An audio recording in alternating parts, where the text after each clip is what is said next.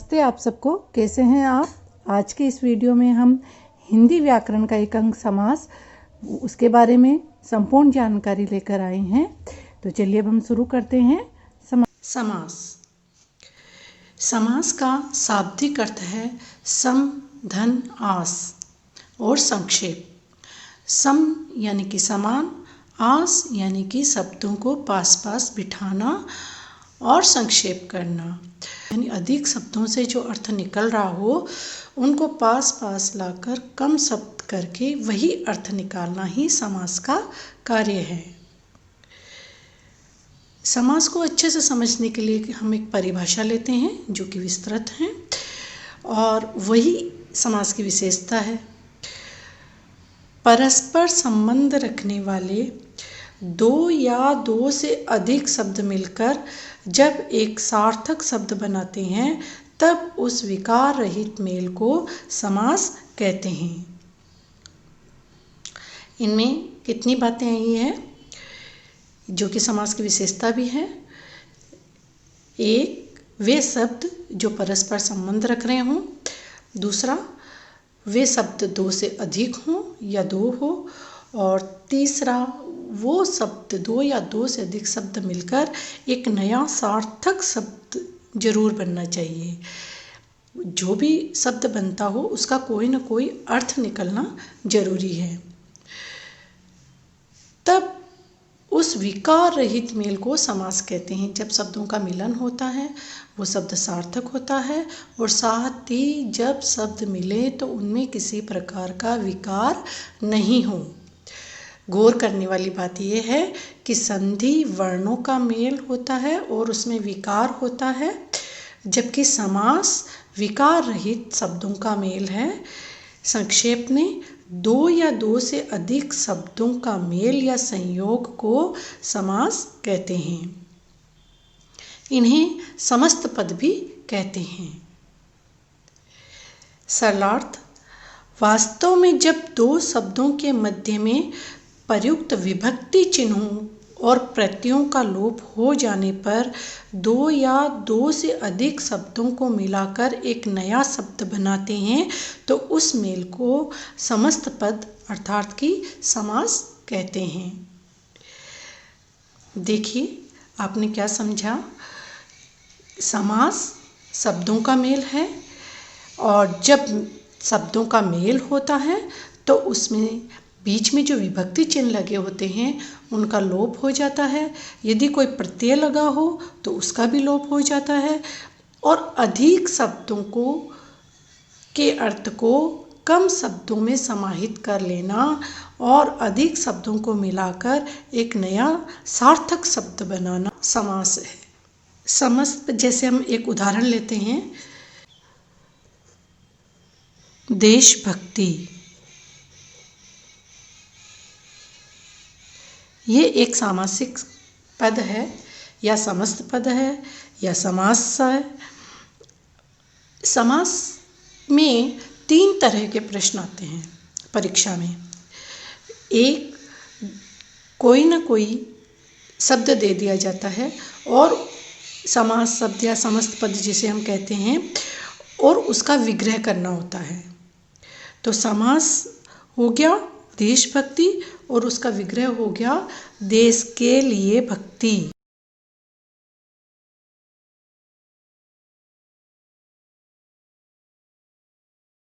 तो पहला प्रश्न आता है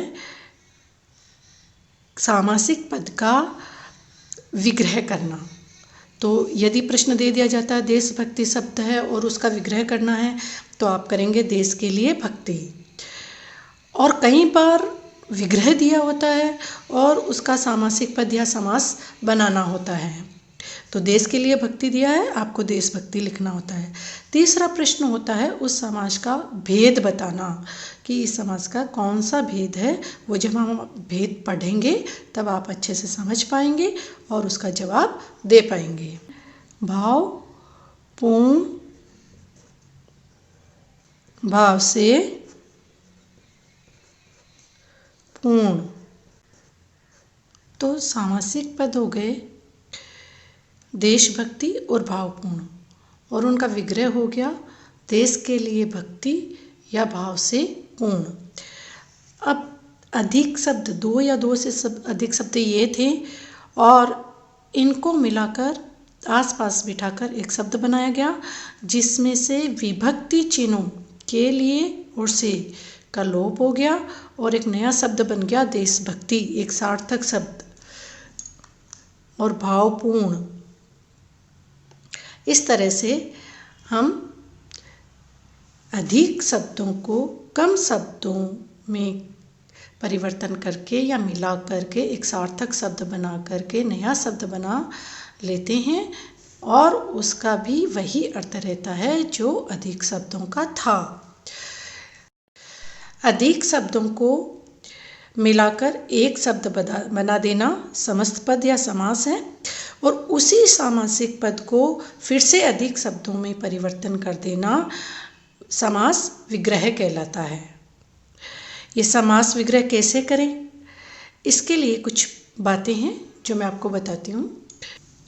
पहला है लुप्त शब्दों को लाकर समास का वास्तविक अर्थ प्रकट करना, यानी हमें एक शब्द से अनेक शब्द बनाने हैं, वह है समास विग्रह।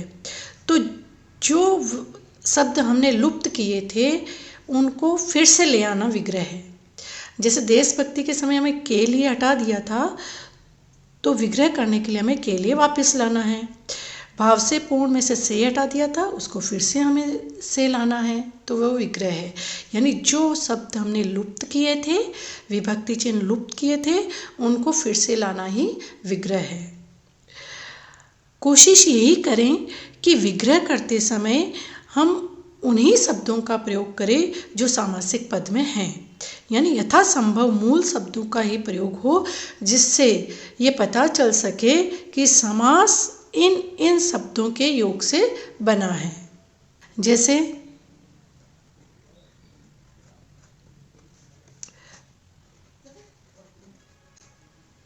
वनवास, इसका विग्रह होगा वन में वास, यानी वन और वास दोनों शब्द आए हैं और इनमें में विभक्ति चिन्ह का लोप था, उसको फिर से लाया गया है। तीसरा है कभी कभी समानार्थी शब्दों का भी प्रयोग करना पड़ता है, यानी यदि उसी सामासिक पद के शब्दों से हमारा विग्रह नहीं हो पा रहा है तो अपवाद स्वरूप हमें अन्य समानार्थी शब्दों का भी प्रयोग करना पड़ता है। जैसे यथाशक्ति,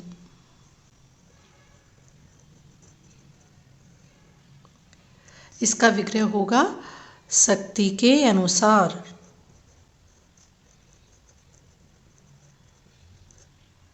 समास के दो अंग हो चुके हैं, एक तो सामासिक पद समस्त पद या समास और दूसरा विग्रह समास विग्रह।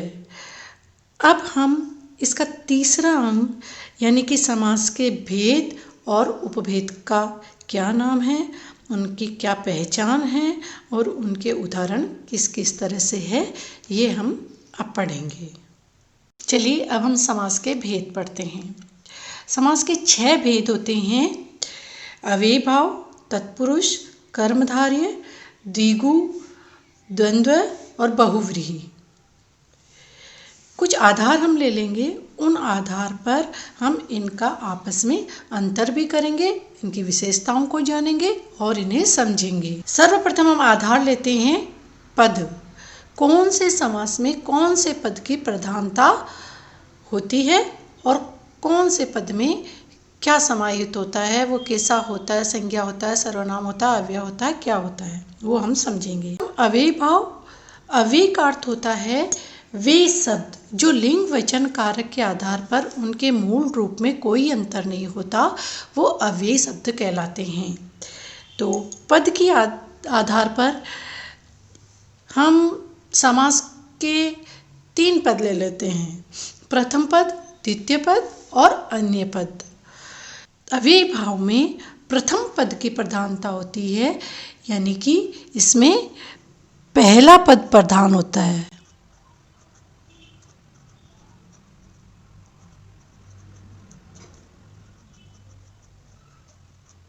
तत्पुरुष, तत्पुरुष में दूसरा पद प्रधान होता है।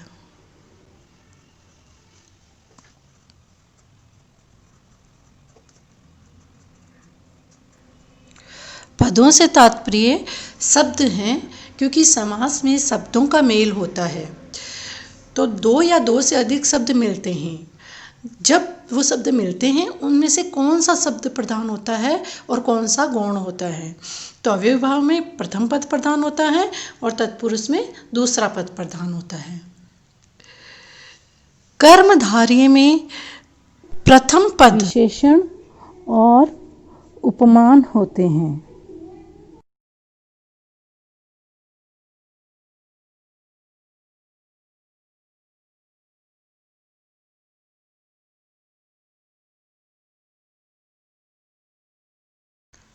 द्विगु, द्विगु समास में पहला पद या प्रथम पद संख्यावाचक होता है।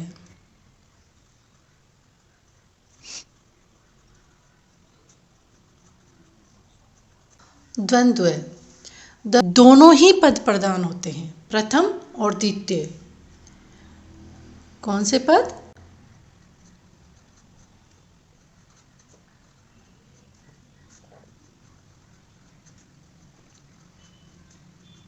यानी मिलने वाले पद या शब्द दोनों अपने आप में अपना अस्तित्व या एक सार्थक अर्थ लिए हुए होते हैं। बहुव्रीहि, इसमें न प्रथम पद प्रधान होता है न द्वितीय पद प्रधान होता है।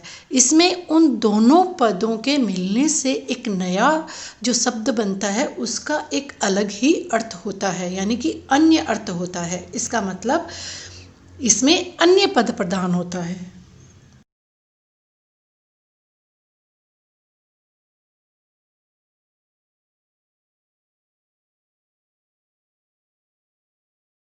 आप समझ सकते हैं, न इसमें प्रथम पद प्रधान होता है न द्वितीय होता है।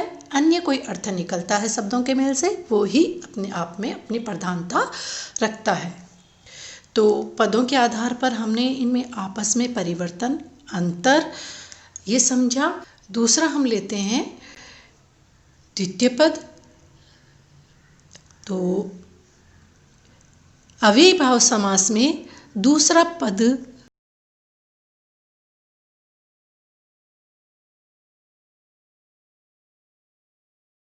संख्या और समस्त पद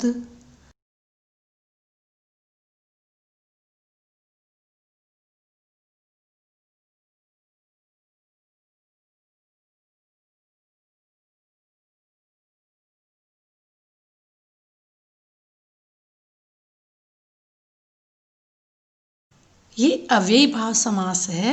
इसका मतलब अव्यय जरूर है, तो पहला पद प्रधान हो, दूसरा पद संज्ञा हो या पहला पद अव्यय हो।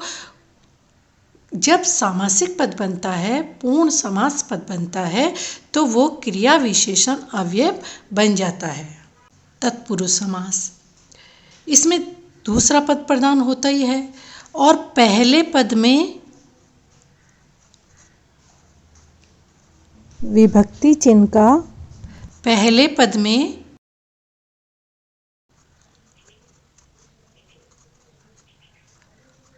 लोप होता है। अब चलते हैं कर्मधारय की तरफ। इसमें पहला पद विशेषण या उपमान होता है, तो दूसरा पद विशेष्य या उपमेय होता है।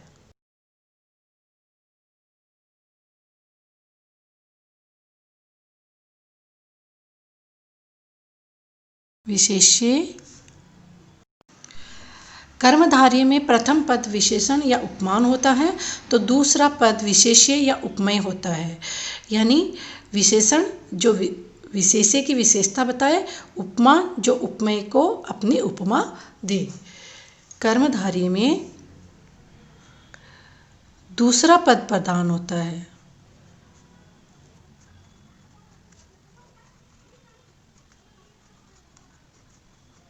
अब हम द्विगु, इसमें पहला पद संख्यावाचक होता है। और ध्यान देने वाली ये बात है कि इसमें प्रथम पद संख्यावाचक हो तो कई बार वही शब्द बहुव्रीहि भी बन जाता है। तो दोनों में अंतर करने के लिए हमें ये समझना है कि उसका पूरा पद किसी न किसी समूह का बोध कराता हो, यानी संख्या जो है वो मिली हुई हो, समाहार या समूह का बोध हो, वहाँ पर द्विगु समास होता है। यानी इस समास में समूह या समाहार का बोध होता है। द्वंद्व, इसमें दोनों ही पद प्रधान होते हैं, दोनों ही पद या शब्द अपने आप में अपना अस्तित्व रखते हैं, दोनों का अपना अपना अर्थ होता है और योजक चिन्ह इनमें लगा रहता है और इनमें और या आदि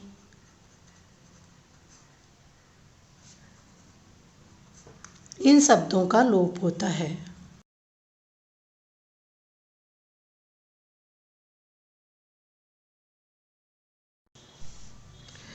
द्वंद्व, दोनों ही पद प्रधान होते हैं, इनमें और, या आदि इन शब्दों का लोप होता है।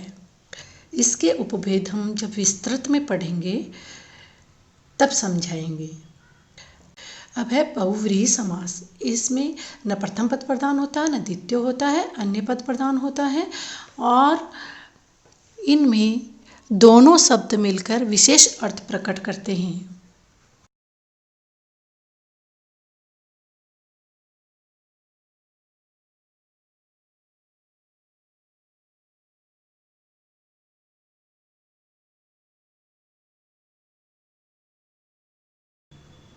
इस समास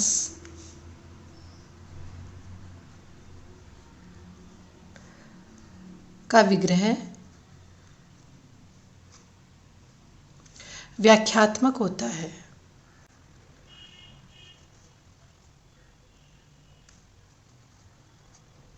इस तरह से हमने 6 समास का आपस में अंतर करते हुए इनका अर्थ समझा, इन्हें समझा और इनकी विशेषताओं को जाना। तीसरी हम लेते हैं इनकी पहचान के आधार पर इनका अंतर करते हैं। पहचान फिर से हम देखते हैं अव्ययी भाव की। इसमें द्विरुक्त शब्द यथा, भर, प्रति, आ आदि शब्दों से आरंभ होते हैं ये शब्द। और तत्पुरुष शब्द की पहचान है कि कारक चिन्ह का लोप होता है। इसके 2 उपभेद हैं, पहला नन और दूसरा अलुक। कर्मधारय, इसकी पहचान है कि ये अलंकार युक्त शब्द होते हैं और इनका जब हम विग्रह करते हैं तो जो, रूपी आदि शब्दों का प्रयोग विग्रह के वक्त होता है। द्विगु समास संख्यावाचक शब्द होता है। संख्यावाचक शब्दों से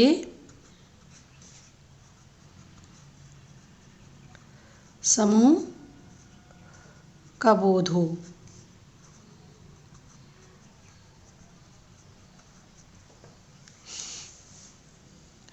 द्वंद्व, इसके 3 उपभेद हैं, इतरेतर,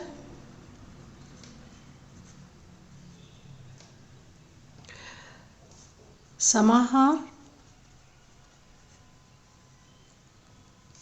और विकल्पक। इनका विस्तृत अध्ययन हम अगले वीडियो में करेंगे।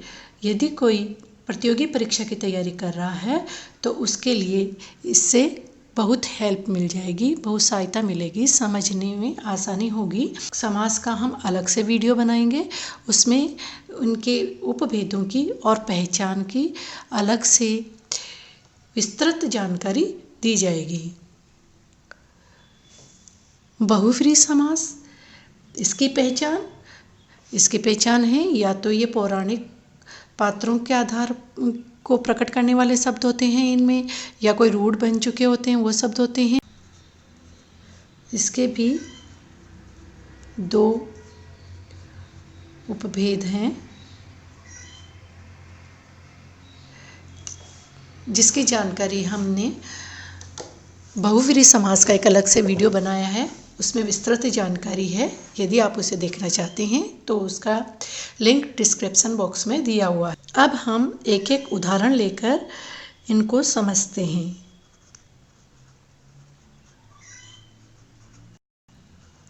अव्ययी भाव का उदाहरण है प्रतिदिन, इसका विग्रह है दिन दिन, हर दिन या प्रत्येक दिन। तत्पुरुष समास का हम एक उदाहरण लेते हैं, नन का ले लेते हैं सबसे पहले। इसका उदाहरण है जिसमें न यानी नहीं होना छिपा है, जैसे अभाव, जिसमें भाव नहीं हो यानी न भाव।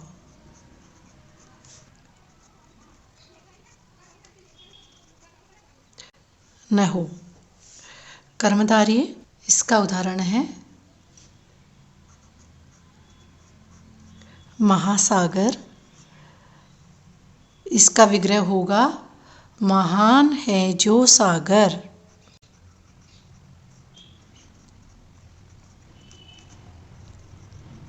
सागर विशेष्य है और इसकी विशेषता यानी कि विशेषण है महान, तो ये विशेषण विशेष्य से बना है और 2 शब्द हैं जिनमें एक विशेष्य और एक विशेषण है। अगला है द्विगु, इसका उदाहरण है पंचतत्व।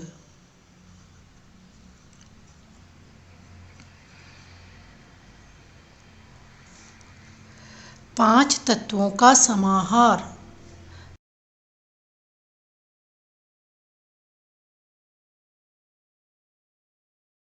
द्वंद्व का उदाहरण है मोह माया।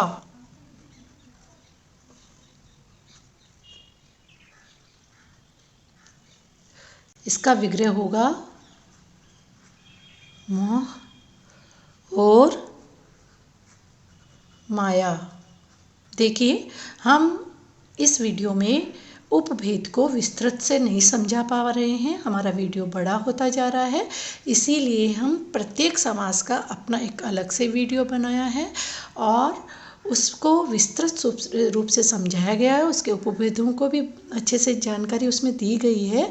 तो यदि आप उसे देखें तो हमारा डिस्क्रिप्शन बॉक्स अवश्य देखें, उसमें प्रत्येक समास का लिंक दिया हुआ है। अब है बहुव्रीहि समास, इसका उदाहरण है त्रिनेत्र।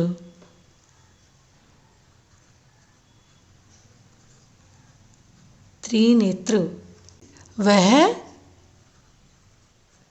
जिसके 3 नेत्र हैं। कौन है? शिव। देखिए, इसमें न त्रि का अपना कोई अर्थ है न नेत्र का, दोनों मिलकर एक नया ही अर्थ लाई हैं, वो है शिव शंकर भोलेनाथ का। तो इस तरीके से आपने समास के भेद को जाना। 6 भेद होते हैं, उनका अपना क्या अर्थ है और उनकी क्या विशेषता है और उनका आपस में क्या अंतर है। इस वीडियो के माध्यम से आपने देखा कि यदि आपको कोई प्रतियोगिता परीक्षा की तैयारी करनी है, प्रतियोगी परीक्षा की तैयारी करनी है या विस्तृत जानकारी समास के चाहिए तो आप अलग से हमारा वीडियो देखिएगा और उनमें इनकी विस्तृत विशेषताएं, ढेरों उदाहरण, भेद, उपभेद, उपभेद के उदाहरण, उपभेद के अंतर, ये सब विस्तृत रूप से समझाया गया है। आप उसे ज़रूर देखिएगा। और इसके साथ ही हमारा एक और वीडियो है जिसमें एक शब्द से अनेक शब्दों के पर्यायवाची शब्द बनाना सिखाया गया है। आप उसका लिंक डिस्क्रिप्शन बॉक्स में देख सकते हैं। धन्यवाद।